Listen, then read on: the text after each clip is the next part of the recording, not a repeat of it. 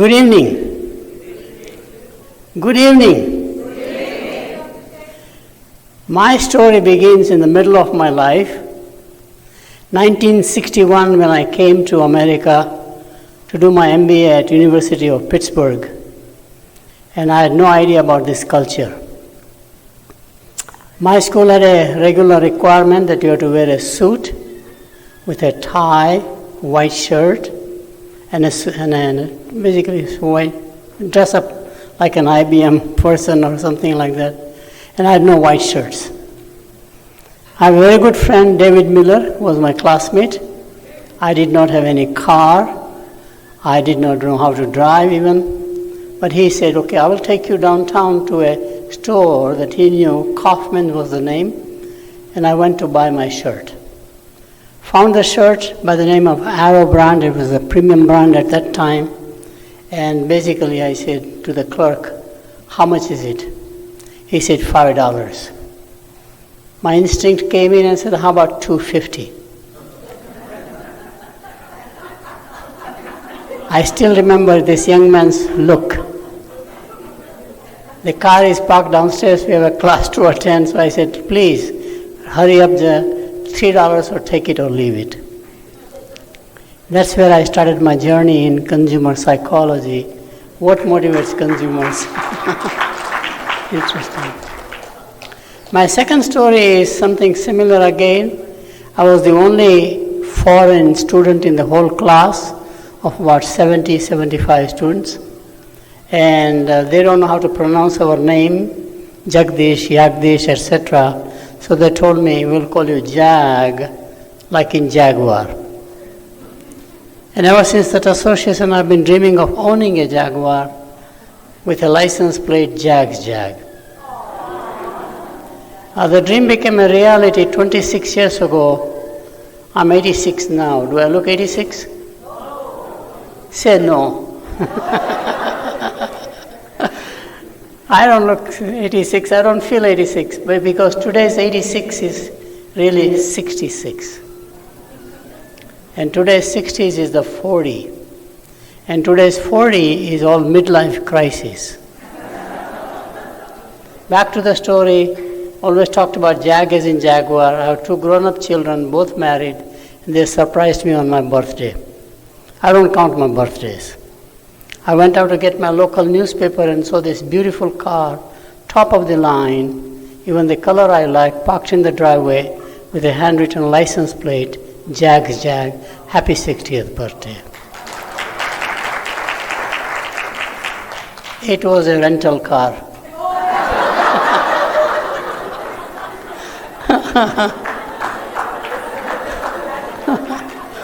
So I'm still looking for my Jaguar, okay?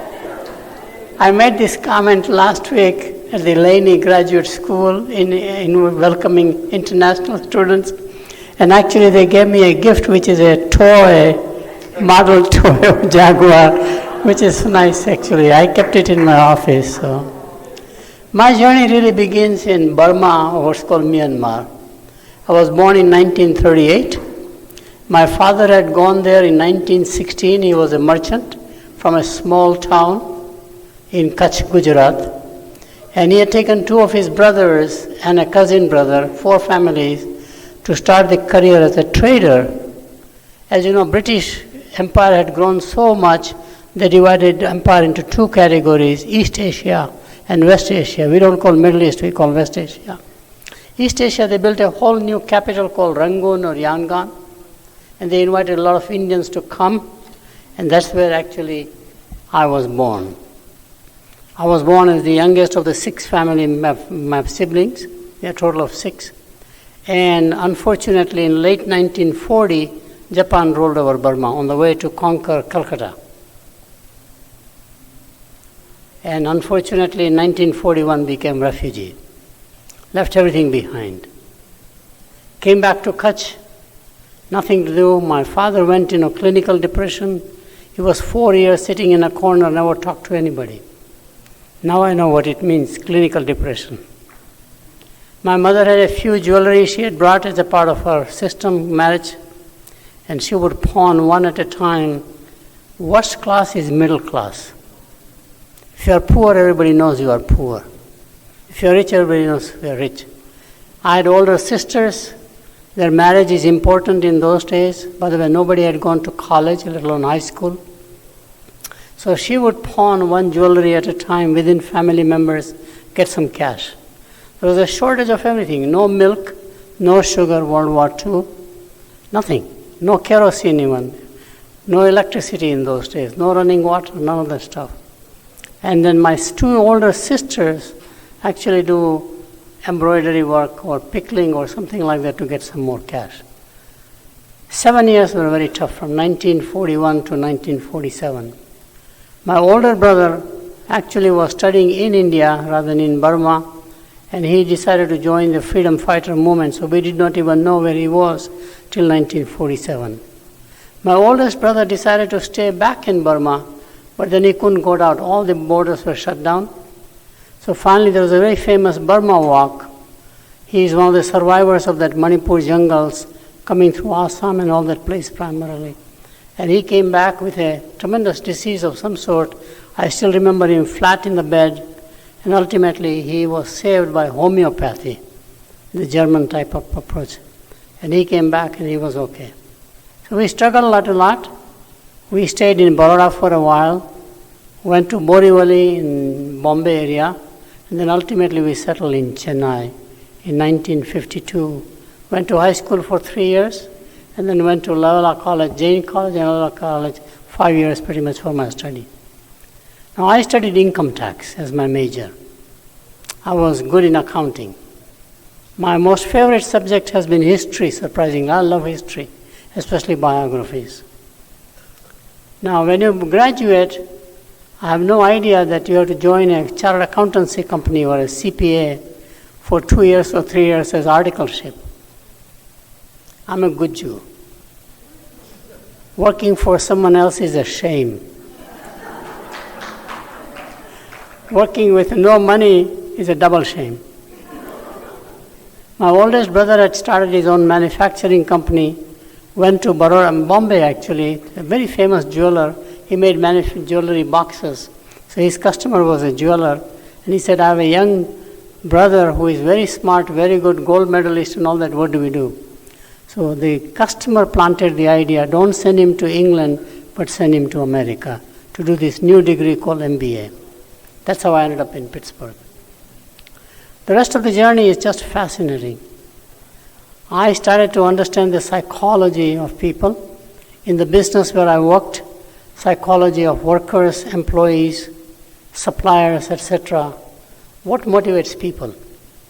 And my favorite psychologist was Abraham Maslow, whose hierarchy of needs, I just resonated with that.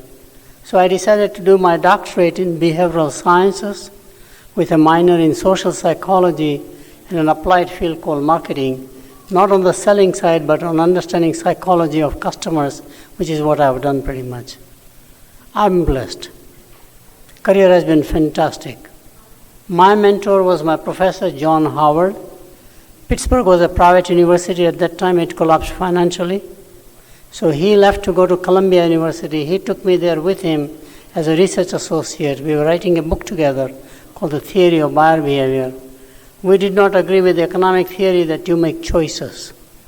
By looking at pros and cons, etc., people actually reduce choices and become loyal to a brand or a product category. Habit. How do you form habits? It's a little different paradigm. It's a learning theory as opposed to trade-off theory. So we began to design a whole theory which became fortunately very well respected. From Columbia, I went to MIT, primarily to teach at IIM Calcutta, which was the first management institute with a technical collaboration of MIT. What a great opportunity. One semester you teach in Cambridge, second semester you teach in Calcutta, meet family members, etc., etc. But it never happened. Our theory got a huge grant, $500,000 in those days at Columbia, and Columbia said, you come back rather than divide the money. So I came back to Columbia. 1965, I stayed at MIT at 1 year. If I'd stayed 1 more year, I would never have left Boston area. And came back, and then we went to, from Columbia University, we went to University of Illinois in Urbana-Champaign. just to raise the family. In those days, you did not know what discrimination is all about. I did not want my children to suffer from that. I don't believe in private schools. You must go to public schools and understand the differences of people, cope with it, and learn how to mature yourself. So I wanted to go to a campus town where many of the faculty have lived abroad. There are foreign faculties who visit, foreign students too. They will understand cross-cultural differences and tolerance in the process. And we had 15 very formative years. Our children were born in New York and New Jersey area in the 60s, and then we moved to Champaign, Illinois. And from there I went to USC, Southern California, and from there I came to Atlanta in 1991 at Emory University. I love this town. I know Madhu does not like it. She still misses California, which I can understand fully. But she has sacrificed enormously to follow my career over time, and I'm just so happy. So what have I learned? I've learned several things. Adversity in life builds character if you survive. That inner character will drive you with a strength which nobody can provide. It's better than faith. It's better than family. Something that drives you to say, I want to do something, as we have heard from other speakers. So adversity, embrace adversity. Find adverse situation. Get out of it. You will survive, and you will build an inner strength. That's one thing I've learned. Second thing I've learned is that have resilience. How can you adapt to a changing environment? Whether it is one university to another university, whether it's one institution, one city to another city, adapt and be part of that community ecosystem. So resilience is very key. Third thing I've learned is that have passion for learning.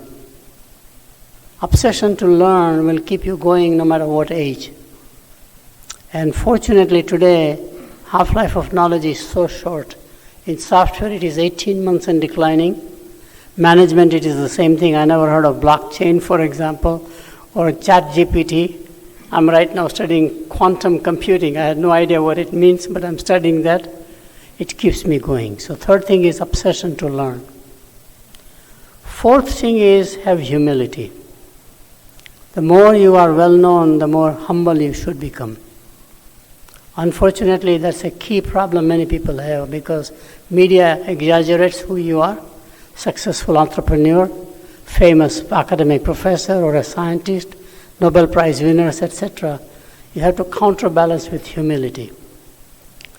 One more thing I've learned is that in addition to humility, you must have gratitude. You can't make it yourself. There are people who support you. My elder sister supported me. Every place I went, my professor supported me. This community supports us so much. So have a gratitude. And the last one is that have a purpose in life. If not, you will get a midlife crisis. If you make money without meaning, it's meaningless. I've seen many, many millionaires, billionaires even, who are lonely inside because they don't know how to give back. They are lonely. And the community realizes these are not givers but takers. Therefore, community also isolates them. I've seen many, many CEOs, chairmen of large companies, totally feeling lonely inside as you do coaching to them on a one-on-one. Have a purpose in life, which is why we are so fortunate to start 3 foundations. One is the Sheth Family Foundation, where my wife, Madhu, is the co-founder. We have a Sheth Foundation, which deals with my discipline only, marketing discipline, worldwide, well-known apparently. And then the third one, we just started a new one, it's called Sheth Education Foundation, focusing on underrepresented minorities for vocational education training. Very good board members. People are passionate to contribute back through board membership, etc. So here is the final suggestion. If you take a grain of wheat and make it into a loaf of bread, an agricultural product, commodity, the value add is only 3 times. The cost of the wheat is about 1/3 the cost of the bread. If you take an industrial commodity like a diamond, A rough diamond, a good diamond cutter will increase the value, the shining, get the brilliance out, and the value add would be about 15 to 20 times. But if you take a human being, nurture, mentor, educate, value add is infinite. So the purpose in life is not what you do, but how can you get the potential of others out. You will be so satisfied inside. And I'm an example. Coming from a merchant class, education is not valued. You basically finish high school if possible and work in the family business. I'm an accidental scholar. I never dreamt I would be an academic. But that's the calling that I got.